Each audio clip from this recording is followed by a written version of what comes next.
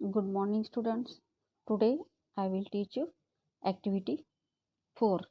ये activity 3 का हमने पार्ट देखा था कि फिक्स्ड जॉइंट्स, उसके बाद हम देखेंगे स्केलेटन वाला and then activity 4. Okay, fixed joints मतलब जो हमारे माउथ के लोअर जॉस होते हैं उसके बारे में देखा था. ओके, कैसे मूव होते हैं वो देखा था. Discussed only some joints to connect parts of your body, वो देखा था. ओके, तो आज हम देखेंगे स्केलेटन वाला. तो स्केलेटन इज एक फ्रेमवर्क है. ये फ्रेम नहीं होगी तो हमारी बॉडी खड़ी नहीं हो पाएगी, हम खड़ा नहीं हो पाएंगे. ओके, हम मतलब मूव भी नहीं हो पाएंगे और खड़ा भी नहीं हो पाएंगे. तो देखो, the human skeleton is composed of around 305 bones at birth. 305 bones होते जब हमारा बर्थ होता है तब. Then the number of bones in the skeleton change with age. फिर वो क्या हो जाता है, चेंज हो जाता है उसमें age wise. The number of bones is the skeleton change with age. It decrease to 206 bones by adulthood after some bones have fuse together. जब आप अडल्ट बन जाएंगे तब हमारे 206 बोन होते हैं. ओके, जब हम बच्चे होते हैं, बॉर्न बेबीज होते हैं, तब हमारे बोन्स 305 होते. एकदम से मतलब 100 बोन्स हमारे कम हो जाते हैं, डिक्रीज हो जाते हैं. And the framework is called the skeleton. ये फ्रेमवर्क जो दिखाई दे रहा है आपको उसको क्या बोलते हैं, skeleton. How do you know that this is the shape of human skeleton. आपको कैसे पता है कि ये ह्यूमन का है skeleton. How do we know the shape of different bones in our body. देखो अभी कितने सारे बोन्स है हमारे, 206 बोन्स है डिफरेंट डिफरेंट से. ओके, तो how do you know the shape of different bones in our body? We can have some ideas about the shape and number of bones in some parts of our body by feeling them. अभी देखो, अभी हम इसको मतलब ये हमारे जो 206 bones है वो कैसे जॉइंट्स होते हैं, कैसे क्या जॉइंट्स बोन्स में हमने देखा लास्ट टॉपिक में. फिर उसके कैविटीज़ में, बॉल सॉकेट्स में, पिवोटल जॉइंट्स में देखा, हिंग जॉइंट्स में देखा, है ना. तो हमने वो पेपर से बनाया भी था activity like this hinge joints on knee elbow का. ओके, तो ये कैसे जॉइंट्स होते हैं. We can have some ideas about the shape. इनके शेप के लिए we can have some ideas. Number of bones in your some parts of our body by feeling them. One way we could know this shape better will be a look at X-rays image of the human body. देखो, आपको कभी घुटने को लग जाता है, back को लग जाता है तो एक्सरे निकालते. एक्सरे में हमें क्या दिखते हैं, सारे बोन्स ही दिखते हैं ना, मसल पार्ट्स नहीं दिखते, सारे बोन्स. म्हणजे फ्रेमवर्क दिखता है, हमारा स्केलेटन का फ्रेमवर्क दिखता है. जहाँ जिस पार्ट को लगा है उस पार्ट का, जैसे कि मेरे फिंगर को फ्रैक्चर हुआ है तो मेरे फिंगर का ही एक्सरे आएगा. तो वो फिंगर के अंदर का जो भी है, कहाँ क्रैक गया है, कहाँ हड्डी टूटी है, वो सारा क्लियरली इसमें दिखता है. Okay, then do you or anyone in your family ever have in X-ray of any part of your body taken. अभी आपके फैमिली में, हाँ सबके फैमिली में होते ही है, बूढ़े लोगों को तो ज़्यादा तकलीफ होती है तो उनके एक्सरे निकालते ही. बैक पेन, अभी मुझे भी बैक पेन है, मेरा तो एमआरआई करवाया था. एमआरआई में भी सारा एकदम क्लियरली दिखता है कहाँ कौन सा बोन आपका डैमेज हुआ है, कहाँ आपकी प्रॉब्लम है. तो डॉक्टर उसको सर्च करके फिर हमें टैबलेट्स वगैरह या दवा वगैरह दे देते थे. तो अब यहाँ अंदर की हड्डी टूट गई तो हमें पता नहीं चलता है, तो उनके लिए डॉक्टर को एक्सरे निकालना पड़ता है. तो एक्सरे में कहाँ क्रैक गया है, कहाँ टूट गया है, वो सारा क्लियर दिखता है. Okay, then x-ray is of any part of your body taken. Sometimes when we are hurt or have an accident, doctors will use x-ray image to find out about any possible injuries and might have happened to the bones. The x-ray show the shape of bones in our body. अभी x ray में क्या पता चलेगा हमें कि suppose मेरा finger का x ray निकाला है, मेरा फिंगर बेंड नहीं होता है अच्छी तरह से, उसको स्वेलिंग है, तो वो भी बता देगा एक्सरे कि आपके फिंगर को स्वेलिंग है, अच्छी तरह से वर्क नहीं कर रहा है. सपोज क्रैक हो गया एक्सीडेंटली, तो सपोज कुछ लग गया मुझे और क्रैक हो गया, तो वो आपको वो भी बता देगा कि यहाँ पे क्रैक है, ये है, वो है.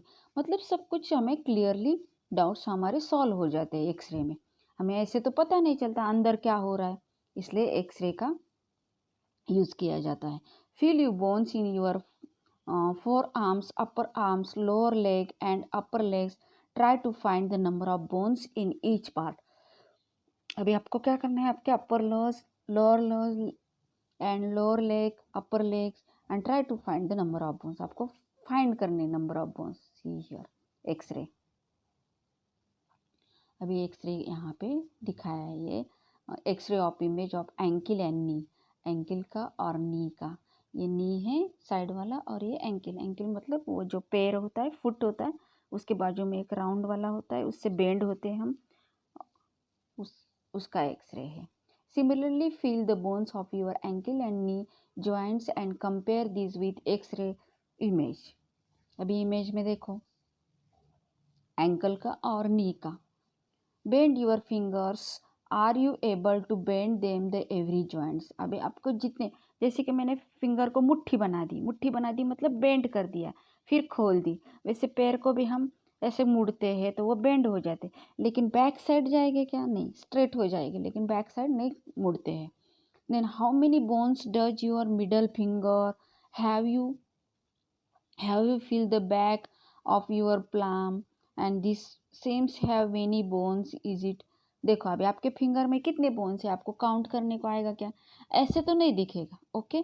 लेकिन अब जब उसको टच करो, फिंगर को टच करो, ये आगे मुड़ गया है थोड़ा सा, फिर बीच में स्ट्रेट हो गया, फिर इधर स्ट्रेट हो गया। मतलब हमारे 3 पार्ट होते हैं ना, 3, वो दिखता भी है ऐसा मसल्स में, 1 2 3 है ना। हम जब गिनती करते हैं तो 1 2 3 4 5 6 7 8 9 10 11 12 ऐसे गिनते हैं ना, वैसे ही है। देखो इधर आपको 8.9 में फिगर में दिखा है, वो आगे वाले सारे नाखून से 1 2 3 1 2 3 मतलब ये बोन्स दिखाए गए। और देखो इसमें जॉइंट्स भी कैसे है, सारे में जॉइंट्स है, तीनों जो कांडे हैं हमारे उसमें जॉइंट्स दिए हैं। Are you understand? Okay. It seems they have bones. Is it the figure number 8.9? Is your wrist flexible? तो हमारा ये जो रिस्ट है तो वो कैसा हो जाता है, फ्लेक्सिबल, मतलब वो मुड़ता है, फ्लेक्स हो जाता है। It made up of several small bones called carpals. इसको कार्पिल्स बोलते हैं। कार्पिल्स मतलब क्या होता है, रिस्ट बोन की कलाई, मतलब कलाई, जो हमारी कलाई होती है उसको रिस्ट बोन्स बोलते हैं, कार्पिल बोलते हैं। दैट और what will happen if it has only one bones? only one bones होगा तो वो फ्लेक्स हो जाएगा क्या, बेंड हो जाएगा क्या, नहीं। एक ही बोन है तो वो स्ट्रेट ही रहेगा, वो फ्लेक्सिबल नहीं हो जाएगा, वो बेंड नहीं हो जाएगा। कार्पिल्स मतलब जो हमारे रिस्ट के अंदर बोन्स होते हैं उनको कार्पिल्स बोला जाता है। अभी activity number 4, take a deep breath and hold for your little while. अभी आपको क्या करना है, एक डीप मतलब एकदम अंदर से ऐसा ब्रीथ करना है, कैसे, ऐसे ब्रीथ करना है। And hold your little while, थोड़ी देर आपको होल्ड करना है उसको। Feel your chest bones and the back bones. देखो अभी चेस्ट बोन को और बैक बोन को क्या होता है, फूल जाता है हमारा सांस, तब ये पूरे खींचते हैं। Feel your chest bones and backbones gently pressing the middle of the chest and back the same time। दोनों सेम टाइम, देखो अभी करो फिर से, तो दोनों जो बोन्स है वो खींचे जाते हैं मिडल में, okay. That back then chest and back that time same time में। Count is many ribs bones and the chest. अभी आपको काउंट करने हैं, देखो ये द रिब केज, पिंजरा, ये पिंजरे टाइप ही है जो हमारे छाती के उधर होता है, हाँ, छाती और बैक बोन से पूरा वो पिंजरे टाइप है, मतलब हम उसको ये बोन से रिब केज बोलते हैं, okay. See properly as a possible observation figure number 8.8 carefully and compare the what you will feel of the chest bone. ऐसा करने के बाद क्या हुआ था, हमारी सांस खींची गई थी हमने, तो ये जो बोन्स है वो एकदम मिडल में आ गए, ऐसा मतलब मिडल से हो रहा था, ऐसा फील हो रहा था। Then we see that the ribs are curiously bent.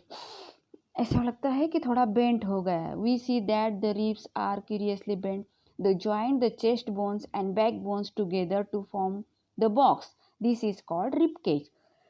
ये जो बॉक्स है मतलब अंदर से खुला है वो, और ये जो पूरा मसल से भरा है, अंदर से खुला है, और ये जो रिब्स है हमारे चेस्ट के एंड बैक के, पीछे बैक बोन दिया है और उससे कवर किया है, और आगे है जो ब्रेस्ट के उधर, चेस्ट के उधर है वो जो सारे ब्रेन बोन्स है। ओके, वो क्या, उसको क्या बोलेंगे हम, रिब केज। आपको फिगर में दिखाई दे रहा है अच्छी तरह से।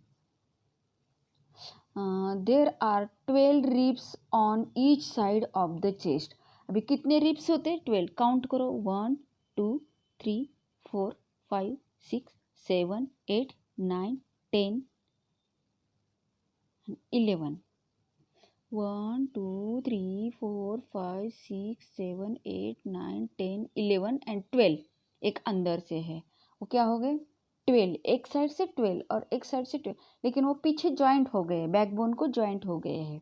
Okay, there are 12 ribs in each sides of the chest. Some important internal parts of our body lie protect inside the cage. ये केज क्या है, हमारे बॉडी को मतलब सेफ रखता है। और मतलब क्या करता है वो, इनसाइड जो प्रोटेक्ट करता है बॉडी को, हमारे इनसाइड के अंदर, अंदर जो होता है बॉडी के अंदर। Ask your friends to touch their toes without bending their knees. अभी आप टोज को आप बेंड डाउन करोगे तो आपके फ्रेंड को बोलना है कि मतलब नी वो देखो, बेंड करना नहीं है पैर को। अभी आप कर भी सकते हैं, मतलब स्ट्रेट ही रखना है उसको, बेंड नहीं करना है और बेंड डाउन हो जाना है। तो क्या होगा, starting from the neck move your finger downwards on the back on your friend. अभी आपको क्या करना है, नेक से स्टार्टिंग से, मतलब जो बैक बोन्स है वो हमें काउंट करने को आ जाएंगे, पूरे दिखेंगे, 33 होते हैं वर्टिब्राज। वो 33 वर्टिब्राज हमारे काउंट भी करने को आएगा, मतलब एकदम स्पष्टली वो दिखता है, आप बेंड हो जाओगे एकदम स्ट्रेट। तो फिर नेक टू डाउनवर्ड्स मतलब कमर तक। Okay, you can back your friends and that you feel the back bones, it is made up of many small bones called the vertebra. उसको क्या बोलते हैं, vertebra. The back bones consist of 33 vertebras. कितने vertebras होते हैं हमें, 33। ये देखो यहाँ पे फिगर में दिखा दिया है। ओके, 8.11 में ये देखो, yes, the ribs cage is join to this bone. अभी रिब केज इधर क्या हो गया है, ये देखो पीछे से ज्वाइन हो गया है, पीछे के साइड से ज्वाइन हो गया है। It is made up of many small bones are called vertebra, and their backbones consist of 33 vertebrae, and the rib cage is joined to the bones. ये rib cage को joints हो गए हैं। If backbones was made up of only one long bones, will your friend be able to the bend? अभी उसको bend करने के लिए बोला। Make your friend stand with both hands pressed to the wall and ask her to push the wall. Do you notice. अभी आपको क्या करना है, आपके फ्रेंड्स को क्या बोलना है, तू हैंड से ऐसे पुश कर वॉल को, तो आपको वो भी दिखेगा। Okay, make your friend stand with both hands press and to wall and ask to the push the walls, do you notice to. फिर आपको क्या करना है, वो नोटिस करना है। नोटिस करने के बाद आपको उनके बोन्स दिखेंगे। Okay,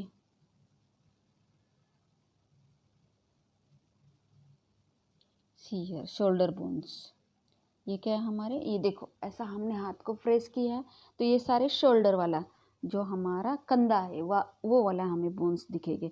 bones to be back up and prominent there shoulders are they are called the shoulder bones. ये देखो फिगर में 8.2 में शोल्डर बोन्स दिखाई दिए हैं।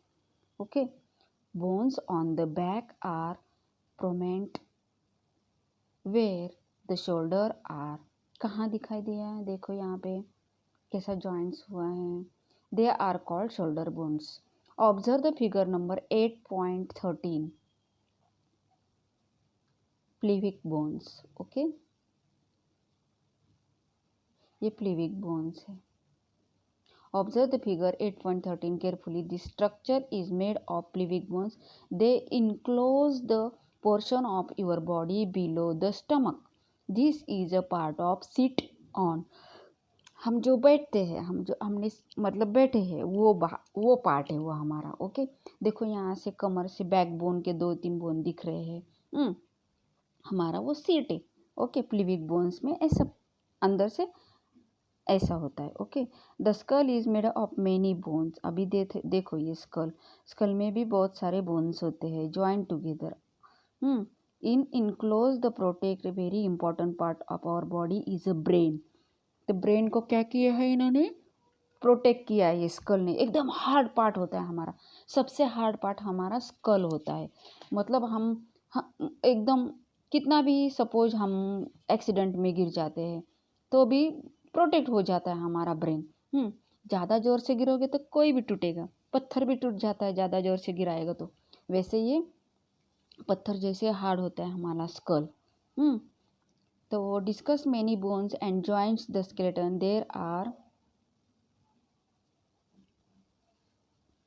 There are some additional parts of the skeletons that are not as hard as the bones and which can be bent. These are called cartilage. इनको cartilage कहा जाता है। cartilage मतलब flexible type of connective tissues होते हैं, नरम हड्डी होती है। मतलब ये कार्टिलेज मतलब flexible types of connective tissues. Okay, अभी देखो connective upper part of your cartilage and the ear lobe. ये जो हमने जो बूटी पहनते हैं ना वो एयर लोब है, और ऊपर का अपर पार्ट मतलब वो कार्टिलेज है। वो कैसा होता है, थोड़ा नरम होता है। ये हड्डी है, हाथ लगा के देखो, आप फील करके देखो, अपना हाथ लगाओ अपने कान को। तो कैसा है, वो फ्लेक्सिबल है ना, वो कनेक्टिव टिश्यूज होते हैं उसके अंदर। You feel do you find any hard bones parts that can be a bent? ये बेंट हो जाता है ना, देखो ऐसा बेंट करो आप इसको तो वो बेंट हो जाएगा। करो आप खुद करके देखो practically. That can be bent. There are do not seem to be any bones there, isn't it? Do you notice anything the different between in earlobe? अभी earlobe को हाथ लगाओ, जहाँ हम बुट्टी पहनते वहाँ पे बोन है क्या? बोन नहीं, वहाँ पे सारे मसल्स है। ओके, वहाँ पे सारे मसल्स है। Lobe then the protection about it, figure number 8.16 the ear lobe as a press them between the finger. अभी उसको फिंगर से आप प्रेस करोगे ना तो वो थोड़ा सा दबेगा, जैसे स्पंजी जैसा लगेगा आपको, है ना, एकदम सॉफ्ट लगेगा। Do you feel sometimes the upper parts of the year that not be soft? अभी अपर पार्ट क्या है, हमें हार्ड लगता है। देखो आप टच तो करो, टच करने के बाद हमें ये हार्ड लगता है। और जो हमारा बुटी का पोर्शन होता है, मतलब जो कान के स्टड यूज डालते हैं हम, बाली डालते हैं, वो एकदम क्या है, एकदम सॉफ्ट है। आप हाथ से उसको टच करके देखना। Okay, do you feel the upper parts of the year that is not soft and the ear lobe but not is a hard bones, isn't it? This is a cartilage. This is a cartilage. Cartilage is also found in the joints of the body. Cartilage is also found joints in the body. We have seen our skeleton is made up of many bones. ये जो skeleton बना है वो बहुत सारे bones से बना है। जैसे कि जब born होता है 305 होते हैं, उसके बाद जैसे हमारी मतलब मिडल एज में आते हैं तो वो 206 होते हैं। वो क्या हो जाते हैं, डिक्रीज हो जाते हैं, मतलब कम हो जाते हैं। We have seen in the skeleton is made of many bones, joints and cartilage. You are could feel bend and move many them. Draw the net figure of the skeleton is in your notebook. Okay, आपको वो notebook में draw करनी है। कौन सी वाली? Sorry. We have learnt about the bones in your body, that about joints and help us move different way. जैसे कि हम मूव करते हैं, बेंड करते हैं, ओके, अप डाउन करते हैं, साइड में करते हैं, वो bones. Okay, make this first one hand bend your arm. अभी आपका हैंड पहले सीधा रखो, फिर बेंड करो, शोल्डर को टच करो, and touch your shoulder with the thumb से टच करो शोल्डर को। देखो मैंने किया है। ओके, तो क्या हो, ये देखो फिगर नंबर 8.17 में। Do you see that change? The upper arms touch with the other hands. Do you observe the swollen region in the upper arm? ये देखो, ये फर्स्ट ए वाला एंड बी वाला figure. This is the muscles. The muscles, ये देखो यहाँ muscles red colour, मतलब ये सारे ब्राउन कलर के मसल्स है. अब आपके हाथ को बेंड करके देखो. करो बेंड, फिर स्ट्रेट करो, तो आपको मसल्स दिखेगा. आप ऐसा बेंड करोगे तो ऐसे आपकी बॉडी की मसल्स दिखेगी. ओके, कहाँ पे? शोल्डर के यहाँ पे टच करो तो आपको यहाँ पे राउंड राउंड वाटी जैसा मसल्स दिखेगा आपको. मतलब सिक्स पैक्स वगैरह बोलते हैं ना, तो उसके लिए पहले बहुत मेहनत करनी होती है. ऐसे ही सिक्स पैक्स नहीं बन जाते हैं. इसके लिए खाना टाइम से खाना होता है, जंक फूड नहीं खाना होता है, जिम जाना होता है. जिम जाना मतलब एकदम हार्ड एक्सरसाइज करनी होती है, तब हमारे मसल्स बन जाएंगे. Okay, the observe the swollen region is the upper arm. This is the muscle. The muscles will, due to the constriction, it becomes a smaller in length. Now bring your arm back to the normal position. फिर से normal position में आ जाए तो क्या होगा? What happened the muscles? It will be still constructed. You can observe similar construction muscle in your leg when you walk or run. अभी जब आप वॉक करते हुए देखो, इधर मसल्स ऐसे दिखते हैं ना, जो स्ट्रेट पैर है हमारा, चलते हैं तो ये थोड़ा हिलेगा. मतलब ज़्यादा हिलेगा तो ये आपके मसल्स लूज पड़े हैं, मतलब वो कड़क नहीं, आप एक्सरसाइज नहीं करते हो. लेकिन टाइट होते हैं तो यहाँ पे एकदम राउंड राउंड शेप का आता है, तो वो मसल्स होते हैं एकदम भारी मसल्स. जैसे कि हमारे स्टमक है, स्टमक के यहाँ सिक्स पैक्स होते हैं. अभी हीरो वगैरह वो जो लोग हैं वो बनाते हैं मसल्स, कोई कोई पहलवान वगैरह ये सब करते हैं, रेसलिंग वाले, ये वो मसल्स बनाते हैं. अभी आप छोटे हो, आपके मसल्स नहीं बन सकते क्योंकि आप इतना वर्क नहीं कर पाते हो, आप जिम नहीं जा पाते हो. अभी जिम भी नहीं जा पाओगे आप, क्योंकि आपका उम्र नहीं है जिम जाने की. ओके, जब आप बड़े हो जाओगे तो जिम में भी जाओगे, एक्सरसाइज भी करोगे तो आपके मसल्स बन जाएंगे. When the constructed, the muscles become shorter, stiffer and thicker at the pull the bones. वो बोन से पुल करके देखो. अभी आपके बड़े भैया होंगे तो उनका करके देखना. Muscles works in a pair. When one then construct, the bones is pulled in the direction. The other muscles of the pair relaxes to move the bone in the opposite direction. The relaxed muscle construct the pull the bones toward is the original position. अभी देखो, आप करके देख सकते हैं. जैसे खींचो पैर को, ऐसे खींचोगे तो वो भी खींच जाएगी, ऐसे आप खींचोगे तो वो बन जाएगा मसल्स. टाइट करते हो तो फिर दिखता है ना. Our muscles and bones always required for movements?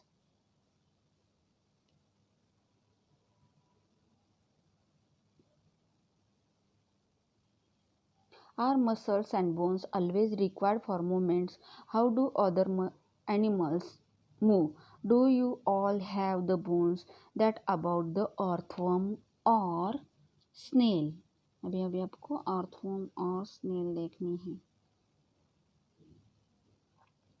Snail, let us study the manner of movements that is the gait of some animals. अभी ये देखो, इनको बोन्स है क्या? स्नेल को और अर्थवर्म को, उनको बोन्स नहीं होते हैं. एकदम वो मतलब सॉफ्ट सॉफ्ट वो होते हैं एनिमल्स, और वो कैसे क्रॉल करते हैं या स्लीथ करते हैं. ओके, तो अभी हम देखेंगे gait of animals. Earthworm. Activity number 5. Observe the earthworm moving on a snail in a garden. Gently leave the place at the piece of blotting or filter paper. Observe the movement. अभी उनकी movement कैसे होती है? Stealth होती है, मतलब वो ऐसे घिसट के चलते हैं, तो वो हमें ऑब्जर्व करना है. अभी सपोज आप पेपर पे भी कर सकते हो. Then place the smooth glass plate or any slippery surface. Observe the movement now. अभी कोई भी ग्लास पे या पेपर पे ले लोगे तो वो कैसे चलेंगे, वो आपको ऑब्जर्व करना है। द मोमेंट्स ना it is a different from the on paper in which the about to surfaces to find the earthworm is able to the move easily, and the body of earthworm is made up of many rings joined end to end and earthworm। देखो उनकी body है ना ये ring से बनी है। बारिश होती है ना, बारिश जब बारिश ज़्यादा बारिश होती है तो पिंक कलर के देखो अर्थवर्म्स दिखते हैं हमें पानी में, तो उनको बोन्स नहीं होते, रिंग्स होती है उनकी। वो ऐसे मतलब झिकझैक पानी में चलते टाइप दिखते हैं हमें। Earthworm does not have a bones, इनको बोन्स नहीं होते। स्नेल को भी बोन्स नहीं होते। It has a muscles helps to extend the shorten the body, and during the movement to the earthworm first extends to the front part of the body keeping the rear position fixed to the ground। अभी जो first body का part होता है तो पहले move करेंगे, फिर पीछे के मूवमेंट्स हो जाएगी। This makes it moves forward by the small distance repeating such as muscles expansions and constructions। The earthworm can be moved through the soil। Its body secreted the स्लिमली substances to help the movements। इनके body में जो मतलब secrets करता है तब वो छोटी छोटी मूवमेंट हो जाती है। How does it fix parts of the body to the ground, कैसे फिक्स करते हैं बॉडी ग्राउंड को। Under its body it has a large number of tiny bristles hair likes. छोटे छोटे उनको ब्रिस्टल्स होते हैं, एकदम छोटे छोटे हेयर लाइक्स, हेयर के जैसे, बाल जैसे। Projecting out the bristles are connected with the muscles. वो ब्रिस्टल्स होते हैं वो मसल्स को कनेक्टिंग होते। The bristles help to get good grip on the ground. अभी ग्राउंड पे वो सीधा चलते नहीं हैं, वो नागमोड़ी चलते हैं, मतलब झिकझैक चलते हैं, लेकिन उनको ग्रिप किससे आती है, वो जो छोटे छोटे बाल जैसा होता है उनसे ग्रिप आ जाती है और वो मिट्टी में मतलब सॉइल में चल पाते हैं। The earthworm actually eats it's way through the soil. और अर्थवर्म सॉइल ही खाते हैं, इसलिए वो सॉइल फर्टाइल हो जाती है। सॉइल को वो पहले खोदते हैं, फिर सॉइल भी खाते हैं और वो सॉइल एकदम सॉफ्ट सॉफ्ट मतलब फ्री हो जाती है। और फ्री होने के बाद उसको जो भी अनाज है, प्लांट्स है, वो प्लांट्स के जगह हम अर्थवर्म को डाल देंगे ना, तो क्या करेगा वो सारी सॉइल ना फ्री कर देंगे। उनका काम ही वही होता है। और फ्री होने के बाद उसको मिनरल्स, वाटर, सनलाइट सारा वो प्लांट को जो भी चाहिए वो उसमें से वो फ्री सॉइल से मिल जाता है, फर्टिलाइज हो जाता है वो मतलब। The earthworm actually eats its through the soil. और वो सॉइल ही खाते हैं। Its body then throws away to the undigested part of the material that e eats. जो मिट्टी खाते हैं वो डाइजेस्टेड मतलब वो बाद में निकाल देते हैं, तो वो एकदम फर्टाइल होती है सॉइल, खातर हो जाता है पेड़ के लिए। और वो अर्थवर्म की खेती भी करते हैं। अर्थवर्म बहुत सारे अर्थवर्म मतलब इकट्ठे करते हैं और पेड़ के बाजू में रखते हैं, या वो जो फर्टाइल सॉइल होती है वो पेड़ में डाल देते हैं। वो जो सॉइल होती है फर्टाइल वाली, तो वो पूरे सॉइल को खाते हैं, खुदाते हैं, और वो सॉइल एकदम अच्छी होती है अनाज के लिए, फिर पेड़ के लिए, प्लांट के लिए। तो वो खातर बोल के भी उसका यूज़ किया जाता है। This activity can earthworm makes the soil more useful to plants. मैंने बोला ना अभी प्लांट्स के लिए बहुत इम्पोर्टेंट होता है वो सॉइल, मतलब उसका खातर जैसा यूज़ किया जाता है। अभी snail activity number 6, observe the snail in garden और a field. Have you seen the garden structure it carries on its a back. अभी देखो इसके बैक के ऊपर क्या है, स्नेल के शंख है ना, सेल है, शंख। वो कभी कभी अपने शंख में जाके बैठ जाती है और ये जो उसके एंटीनाज है दो वो निकालती है। ओके, उससे पता चलता है उसको। This is called the shells and it is the skeleton of the snail but not made of bones. The shell is a single unit and does not help the moving from place to his be graded along। Place the snail on the glass plate and the watch। अभी इसको क्या करना है, glass पे लेना है, तो आप वॉच करना है क्या हो जाता है। It starts moving carefully, left the glass and played along with the snail over.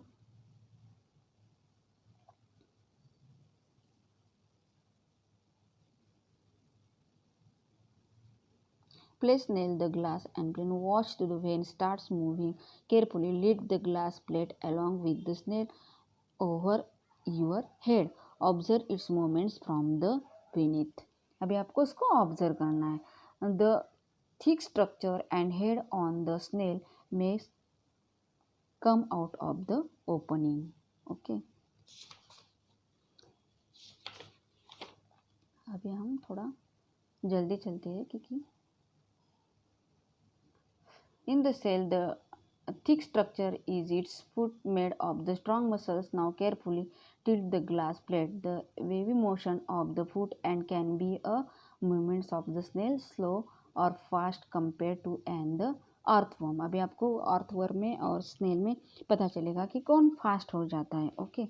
अभी हम क्या करेंगे, जो एक्टिविटी 7 है वो हम कल देख सकते हैं. ओके. तो हम बाकी का पार्ट कल देखेंगे. Have a nice day. Thank you.